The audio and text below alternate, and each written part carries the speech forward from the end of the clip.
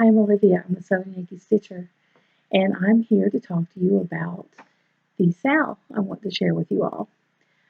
Um, I started putting this at the end of the last video, and I got interrupted, and I have all this Christmas stuff in front of me, and so I have a little moment of panic trying to cover things up.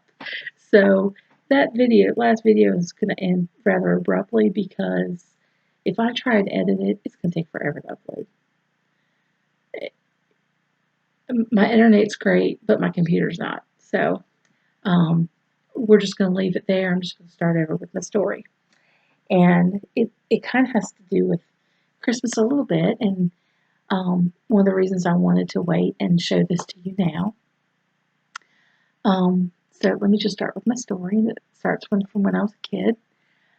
I think I've told you all that I'm one of 6 children. And my siblings that are closest to me were either 5 years older or 5 years younger.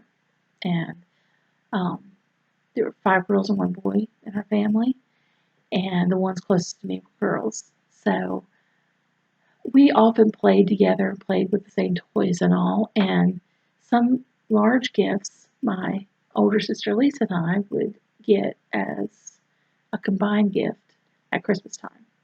It's to both of us. And 2 of them that I remember in particular that were combined gifts were a dollhouse, and the other was a kitchen set. And they were both handmade by my father. At the time, I probably didn't appreciate them as much as I appreciate them now. I know when I got the dollhouse, I probably wanted the Barbie Dream House instead, but I probably wouldn't have the Barbie Dream House, but I still have the dollhouse my father made. So, shut the table, sorry. When my mother downsized, she split up those gifts, and the dollhouse I received, and the kitchen set my sister received. The kitchen set was pretty awesome. I played with that for a lot of years. I played with my older sister, and I played with my younger sister. My kids played with it at my mom's house until she downsized, and then it went to my sister's house, and they played with it with their cousins there too. And it was a stove and sink is what the kitchen set consisted of. And the sink was, it was wooden, and it was probably 4 foot wide, maybe 3.5 feet tall, something like that. It had 4 cabinet doors on the bottom that were, child size, but the cabinet doors were probably, like this big. They were, well, that wide. They were pretty good size. And then it had 2 drawers also. And it had this plastic bin that fit down in a hole. That was the sink. And then it had a faucet that was an actual faucet. It didn't have running water, but it was a real faucet, real life size. Then the back had 1 shelf plus the top that were open shelves like this, like a hutch in the back. And then the stove was wooden, and they were both painted French blue, the same color as my mother's kitchen cabinets. And the stove had black painted wood eyes on the top that they were raised. And then the door opened like an oven door, had a chain on it, and it had like a shelf that had dowels, I think, in it. That was like the oven rack. I can't remember buttons on it, if it had buttons. For some reason, I don't remember any on there. But anyway, played with that a lot. I still remember the far left door got stuck in the summertime when it was humid, and we'd have to put our feet on there and pull the handle as hard as we could to get that door to open because we couldn't open it. But we had kind of a mismatched, all kinds of pots and pans and dishes and play food that we played with, and they were,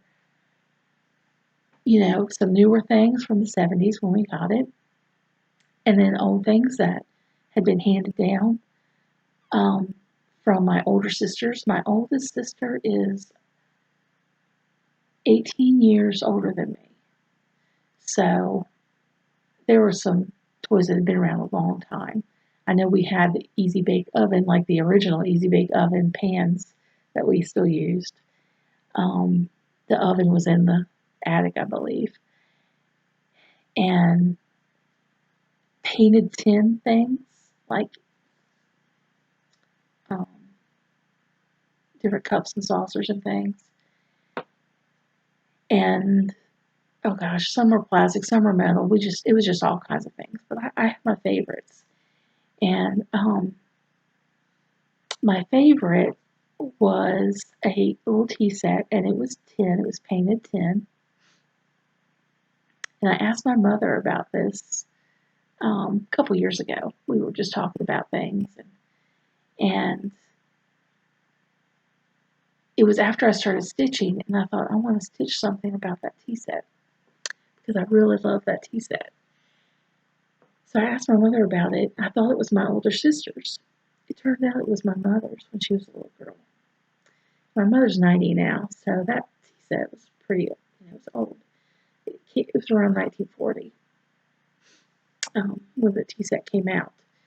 So I thought I can almost remember exactly what that tea set looks like, but I'm not quite sure. So I went to eBay and I searched for the tea set, and I found some that had the same theme, but they weren't the same graphic.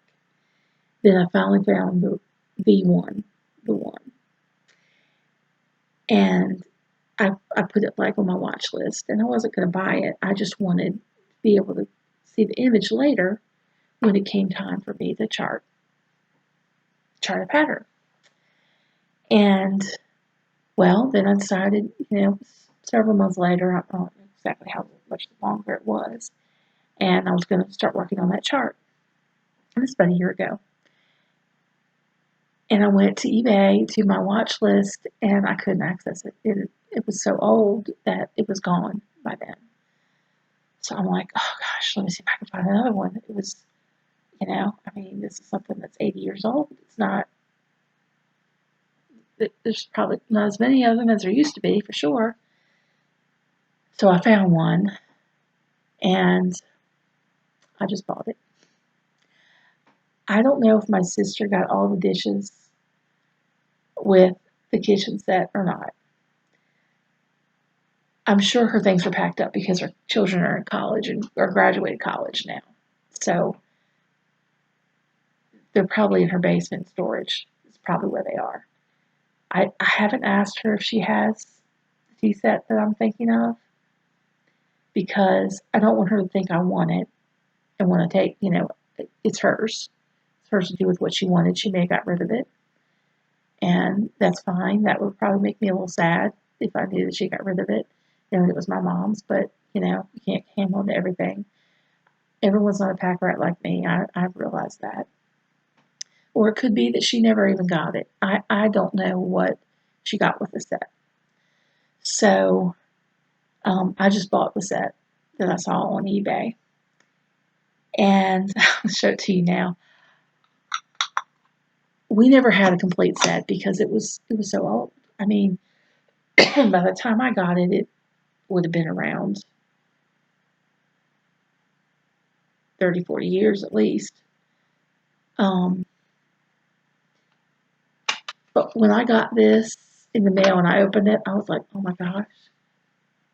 If I didn't know better, and I don't know, I'd swear this was a set because it's banged up and bent up kind of the same way ours was. And this is it. It was the Queen of Hearts. The back's red. I hate the light's not great. I may show this to y'all again, another video when we're working on the SAL so you get the color. It's kind of a goldy color. The tray, I don't know if you can see the tray, how it's bent. Ours was bent. I mean, I'm sure they all kind of bent the same way. They have this little fluted edge, and that's gonna bend with a kid. But there's the Queen of Hearts. And then I can't tell you how many times I drank water out of these. Some just like this. because it was red inside. It was like it was cherry juice. What's cherry juice? I mean, that's what I would call it when I was a kid. Drinking cherry juice. So this has so many fond memories for me, and to know that it was my mom's. I mean, it being my sister's was cool enough, but finding out it was my mom's was really cool. This set has 3 cups, 3 saucers, and 3 plates in one tray. I don't know why this tray is so small you can't hardly fit anything on it, but that's what it was, and this is just like it.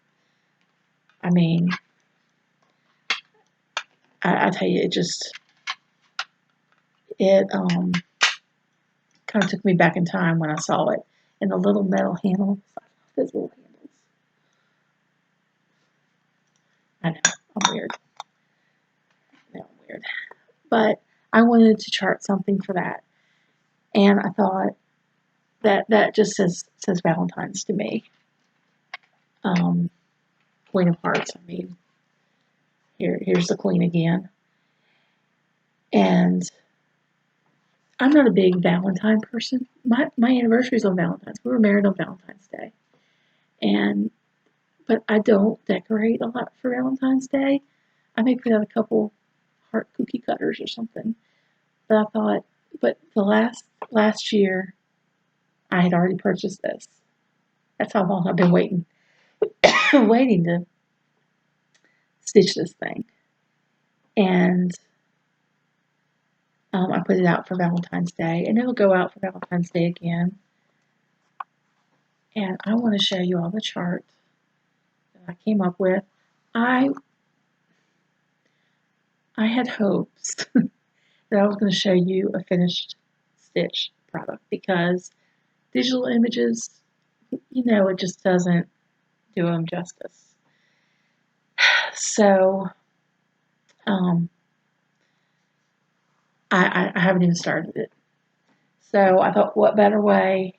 Instead, I was just going to offer this as a free chart to you. I thought, let's do it as a SAL. We'll just do it together. And this is the chart. Oh, gosh, you can't see it. Dang it. Y'all, I printed the chart, but I didn't print. It's on multiple pages. And I don't have a cover sheet with me. But that's it, the Queen of Hearts. Now, I looked at this, and of course, I remember the tea set I just showed you. But to stitch something in these bright colors is not something I don't know. The Welcome Fractor I did is kind of bright colors, but this is more childlike to me. So I'm going to stitch one just as I have it. This is all done in DMC, and it's kind of childlike. But I looked at this and I thought, man, if I stitch the words and like just the outline of the dress and the details in the dress and the hearts,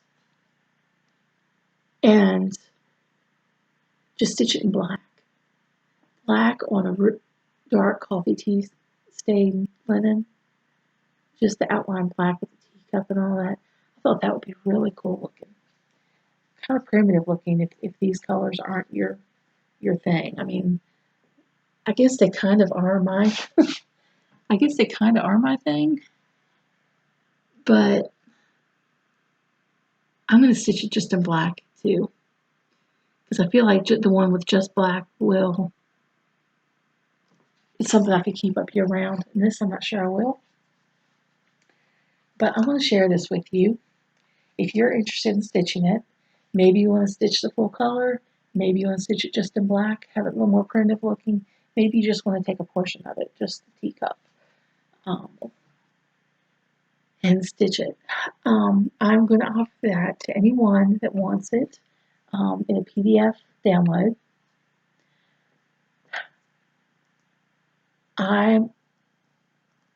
Okay. What you need to do is email me, southernyankeestitcher@gmail.com, and then I will email back the PDF copy for you. It's going to be later in the week before I can even get to that. So don't expect your PDF right away. And I hate to say it that way.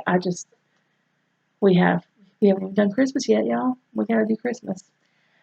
So, but I would like for you to be a subscriber and then email me, and then I will send that out to you.